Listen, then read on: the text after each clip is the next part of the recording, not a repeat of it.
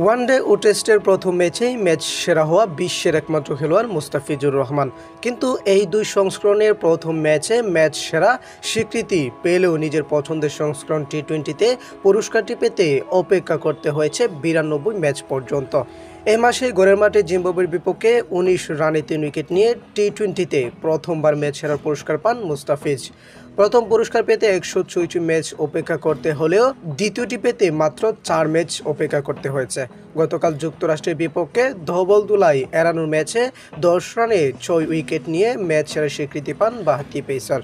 শুধু ম্যাচ সেরার স্বীকৃতি পাননি মুস্তাফিজ, বাংলাদেশ 2-1 ব্যবধানে সিরিজ হারলেও সর্বোচ্চ 10 উইকেট নিয়ে সিরিজ সেরার পুরস্কারও পেয়েছেন 28 বছর বয়সী পেসার। এমন দুর্দান্ত বোলিংয়ে গতকাল বাংলাদেশের হয়ে রেকর্ডও গড়েছেন তিনি। আন্তর্জাতিক টি-20তে বাংলাদেশের সেরা বোলিং ফিগার এখন তার। বিশ্বকাপের আগে এমন বোলিং করতে পারায় ভীষণ খুশি মুস্তাফিজ। সরাসরি না বললেও সিরিজ হারের আক্ষেপ রয়েছে তার। ম্যাচও সিরিজ সেরার পুরস্কার নেওয়ার সময় 28 বছর বয়সী পেসার বলেছেন, আলহামদুলিল্লাহ সব মিলিয়ে খুব ভালো হয়েছে। বোলিংয়ে ভেরিয়েশনটা খুব গুরুত্বপূর্ণ ছিল। যদি আমরা ভেরিয়েশনটা আরেকটু বেশি করতাম আমাদের জন্য সিরিজটা খুব ভালো হতো।